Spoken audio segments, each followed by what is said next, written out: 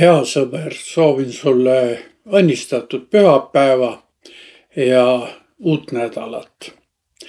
Kindlasti oled kogenud olukordi, kus oled ootamisest tüdinud. Ootaja jaoks aga aeg venib ja venib. Ja isegi kui sa palvetad, tundub, et taevas ikkagi vaikib. Mida ütleks Jeesus selliste olukordade kohta? Vastuse leiame tänasest evangeeliumist. See on Luuka evangeeliumi 8. peatükid, 1-8 salmi. Jeesus rääkis neile tähendamissõna selle kohta, et nad peavad ikka palvetama ega tohi tüdida. Ühes linnas oli kohtunik, kes ei kartnud Jumalat ega häbenenud inimesi.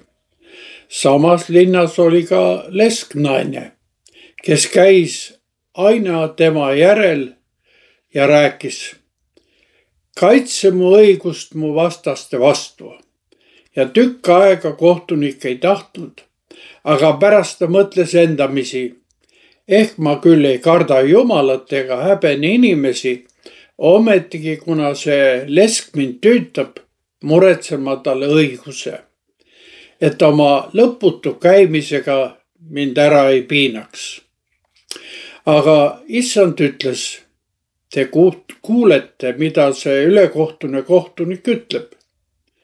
Kas siis Jumal ei peaks muretsema õigust oma äravalitule, kes tema poole kisenduvad päevad ja ööd? Kas ta peaks viivitama neid aidates? Ma ütlen teile, küll ta muretseb neile peatselt õiguse. Ometi kui inimese poeg tuleb, kas ta leiab usku maa pealt? See on Jumala sõna ja püha evangeelium. Hea sõber, Jeesuse sõnum on küllaltki terav. Ta ütleb, et me peaksime ikka palvetama ja mitte tüdima.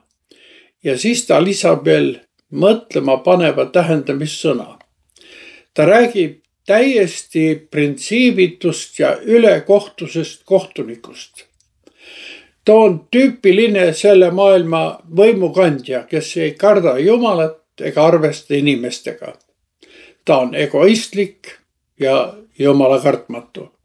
Ta on täielik vastand Jumalale.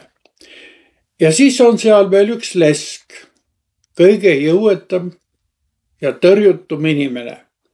Tal pole kedagi, kes tema eest seisaks. Tal on ülekohtusele kohtunikule vaid üks palve: kaitse mu õigust mu vastaste vastu.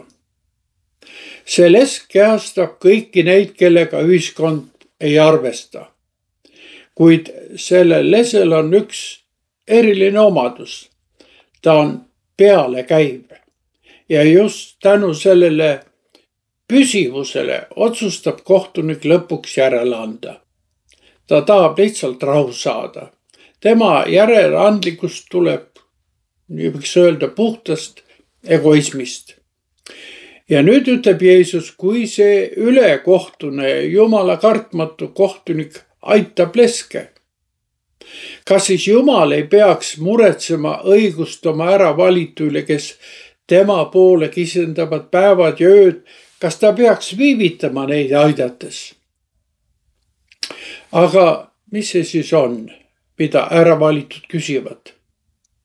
Kontekst näitab, et see pole ükskõik milline palve, vaid palve, mis puudutab Kristuse taastulekut ja Jumala riigi õiguse läbimurdmist maa peal. Vahel me tunneme tõesti nagu Jumal venitaks. Mõned arvavad koguni, et on nagu see kohtunik, keda peab tüütama. Aga Jeesus ütleb vastupidi: ma ütlen teile, küll ta muretseb neile peatselt õiguse. Jumala ajamõõt on siin peatselt, see on viivitamatult. See ei tähenda alati kohe nagu meie tahame, vaid nii kiiresti kui on võimalik, vastavalt Jumala tarkusele. Jumala tarkus ootab aga õiget hetke, et vili saaks küpseks. Kuid meie ülesanne on jääda palvesse. Meie palve näitab, et me arvestame igal hetkel Jumalaga. Selles väljendub meie usk.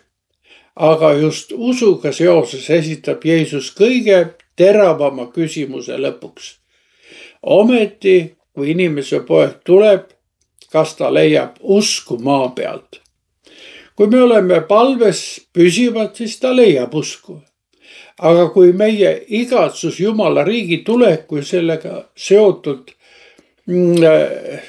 ootuste suhtes raugevad, siis on midagi väga viltu. Niisiis, kui inimese poeg tuleb, siis ta otsib püsivat usku, mis väljendub selle lese järeleandmatutes palvetes. Arvesta sellega, et Jumala riigi õigus on Jumala südameasi. Ole püsiv ja ära tüdi. Meie palveid kuuldakse õigel ajal. Palvetagem siis. Issand, sa näed, et me vahel väsime ja tüdime, oodates sinu riigi õigust. Kuid täna sa kinnitasid meid, sa kuuled meid ja ilmutad oma õigust selles maailmas sobival ajal.